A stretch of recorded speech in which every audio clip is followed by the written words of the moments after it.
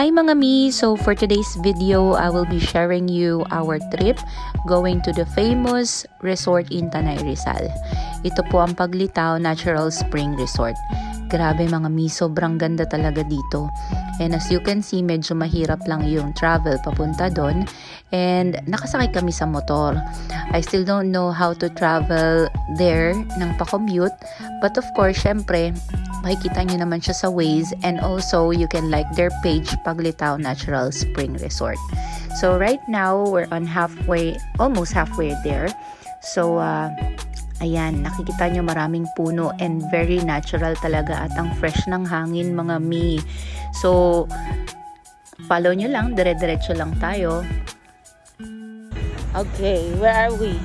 Nandito tayo ngayon sa Paglitaw Spring Resort. So, ayun na nga mga mi. Ito na yung entrance niya. Sobrang laki ng parking talaga nila. And it's really good para sa may mga sasakyan.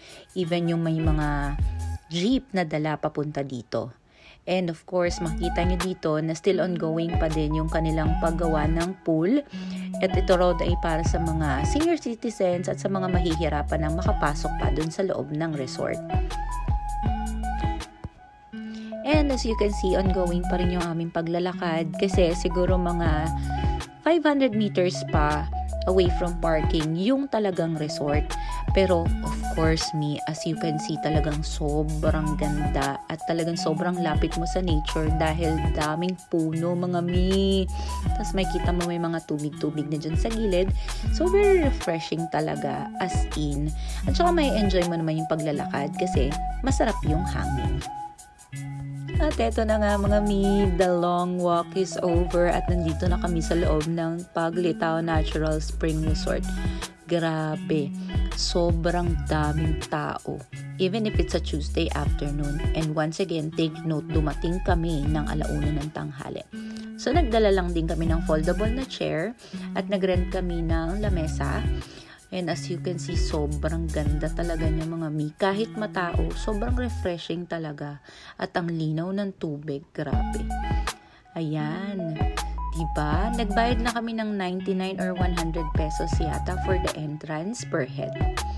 Ayan. So, follow for more. At dahil wala kaming baon, nagpaihaw na lang kami ng bangus. Swimming time mga mi, sobrang lamig ng tubig pero sobrang sarap talaga, super perfect kasi sobrang init ng panahon. Ay nako mga mi, sobrang refreshing talaga kasi ramdam mong sobrang natural talaga ng tubig. At ito na nga asawa ko, dive. O diba, super enjoy talaga siya. Sinubukan ko din yan, kaya lang walang video kasi natatakot ako. Siguro mga 20 minutes lang naman ako nag-e-emote dyan. So, wala na nga ako masyadong video kanina habang nagsuswimming kami. Pero ilaboy ko na lang kayo dito para makita nyo lahat at kung gaano kalaki itong lugar na to. They actually have 3 pools na active ngayon at ginagamit ng mga tao at may pool din na para sa mga bata. So, ayan. Makikita ninyo sobrang linaw ng tubig and at this moment it's almost 5 o'clock, so maririnig mo kapag matatapos na or mag-close na yung resort ay magwawangwang na sila dahil kailangan na nilang paalisin ang mga tao. And take note mga mi, everyday pinapalta nila yung pool dahil nga ito ay running water. So ibig sabihin talagang everyday malinis talaga ang tubig. So yes, we are going home. Yes. At dahil nga wala akong dalang supply, so huwi ako magulang buko. Ayan.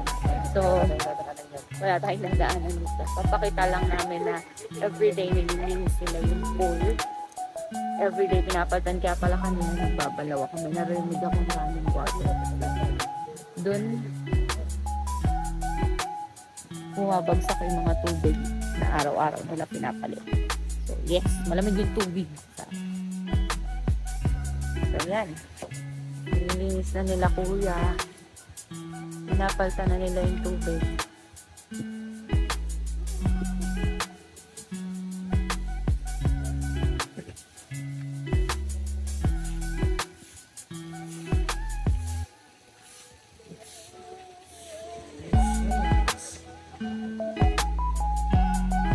ko napakita kung saan bumabagsak yung tubig.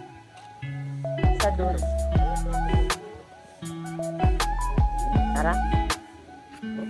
Thank you, kuya. Thank you.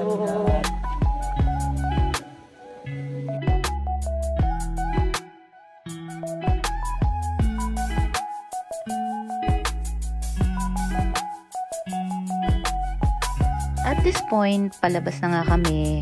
Papunta na uli kami sa entrance at kukunin na namin yung motor namin para makauwi na ulit kami sa Binangonan. Ayan. So, as you can see, medyo wala na talagang tao or wala na talagang tao at all kasi parang kami na yata yung huli na lumabas. Perfect. Galing na rin. Perfect para sa mainit na panahon. Kanina ang dami talagang tao. Late na natin na-enjoy na. Yeah. Sarap ba yan ka nakain? Ano yan? Moby baka naman. So yan o. Very preserve ang nature nila. Ang dami-daming puno. Hanggang 5 PM lang talaga sila. So, anong tawag doon? Magwawangwang na yung guard. Pagka 4:30 na. Kasi ang TV na. Sa ating dalang portable magnet. Yes. Salamat, Shopee. Woohoo! Yes. Sobrang dami talaga. Maglalakad ka pa papunta dun sa paradahan. Ito yung lalakarin mo. So, mamaya na lang ulit pag pauwi na kami. Bye! Ay, ayan na nga. Motor na lang namin naiwan kasi kami rin yung huling dumating. So, kami na lang din yung huling uuwi. Si Kuya yung kakantuan namin. So, as you can see, yun kanina, sa kwentuhan ng aking asawa. Yun daw isang yon na bagong ginagawa ay, ano daw yan? Ano daw gagawin doon? Pension. Para sa senior. Pagod nang maglakad. Tama. Sige, uwi na kami. At ayan na nga, pabalik na uli kami ng Binangonan. So, nakasakay na uli kami sa motor. And of course, ina-enjoy pa rin namin yung sobrang ganda or sobrang sarap na hangin dahil malamig pa dyan and galing din kami sa swimming. So, pag uwi namin ng Binangonan, mainit na naman ang panahon.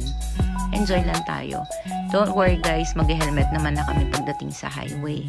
So, once again, maraming salamat nga pala uli sa Paglitaw Natural Spring Resort sa napakagandang experience. Alam nyo mga mi, talagang sobrang sarap ng tubig nila. If you guys already been or have already been to Daranak Resort, ayan, parang ganun din yung tubig nila. Sobrang lamig talaga and sobrang refreshing. Ayan. So, ito, actually, kaya namin to sinama sa video kasi ito yung favorite spot ng asawa ko. Yung mga puno kasi para nakayuko. Diba? Kaya lang medyo rough road. So, pagpasensyahan nyo na kung medyo blurry at medyo maalog yung pagkaka-video ko. But as you can see, sobrang ganda dito sa area na to. Dahil yung mga puno talaga parang yumuyuko sa'yo.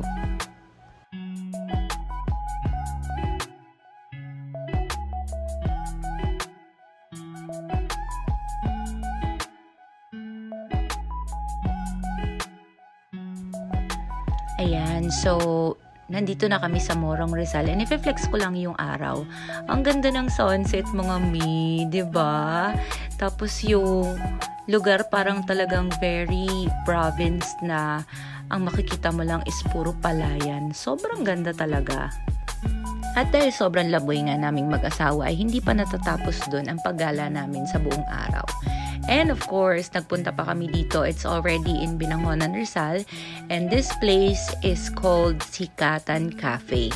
It's located in Mahabang Parang, Binangonan, Rizal. And it's almost the boundary of Cardona and Binangonan. Overlooking din to, mga mi. Ang ganda rin talaga ng ambience dito. At makikita mo ang Laguna de Bay from here kasi actually, nasa taas kayata ng bundok, if I'm not mistaken. Ayan. So, once again, please like their page. It's Sikatan Cafe. And of course, dito na nga po matatapos ang aking short vlog and sana po nag-enjoy kayo. So once again, sa mga gusto pong pumunta dun sa mga lugar na na-include po dito sa aking short vlog, once again, it's Paglitao Natural Spring Resort and Sikatan Sikada Cafe. Thank you for watching. Bye!